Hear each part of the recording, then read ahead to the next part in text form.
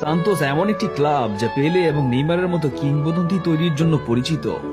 16 বছর বয়সে সান্তোস এফসিতে রদ্রিগোর পেশাদার ফুটবলের অভিষেক হয়েছিল। তার দক্ষতা জাদু থেকে কম ছিল না।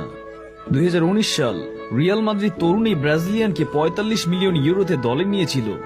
লস ব্লাঙ্কোস রদ্রিগোকে তার পরবর্তী প্রজন্মের সুপারস্টারদের অংশ হিসেবে দেখেছিলেন।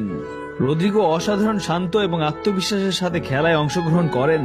রদ্রিগো তার নামকে উজ্জ্বল করতে বেশি সময় নেননি। তিনি তার প্রথম মৌসুমে গ্যালাতাসারাইয়ের বিপক্ষে চ্যাম্পিয়ন্স লিগে হ্যাট্রিক করেন। এই কৃতিত্ব তাকে দ্বিতীয় সর্বকনিষ্ঠ খেলোয়াড় হিসেবে গড়ে তোলেন। রদ্রিগো এমন একজন বিশ্বস্ত খেলোয়াড়, যখন রিয়াল মাদ্রিদের সবচেয়ে বেশি প্রয়োজন ছিল তখন তিনি গোল করেন। রদ্রিগোর কেবল ড্রিবলিং কিংবা গতির বিষয়ে নয়, নক্ষত্রে ভরা একটি দলে রদ্রিগো সবচেয়ে বড় মুহূর্তে ধাপে ধাপে তার ক্ষমতা দেখিয়েছিলেন। 2021-22 সালের রিয়াল মাদ্রিদের চ্যাম্পিয়ন্স লিগের ম্যাচ, সেই মৌসুমে ম্যানচেস্টার সিটির বিরুদ্ধে রদ্রিগোর গোলগুলো রিয়াল মাদ্রিদকে বাঁচিয়ে রাখার জন্য গুরুত্বপূর্ণ ছিল।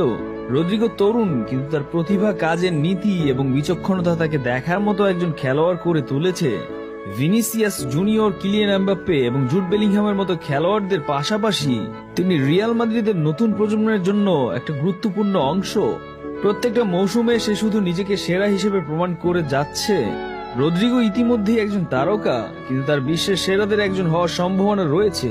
তার শান্ত এবং মনোযোগী মনোভাব, মাঠে তার নিরলস পরিশ্রম ইঙ্গিত দেয় তিনি রিয়াল মাদ্রিদের জন্য আরো বড় ভূমিকা নিতে প্রস্তুত।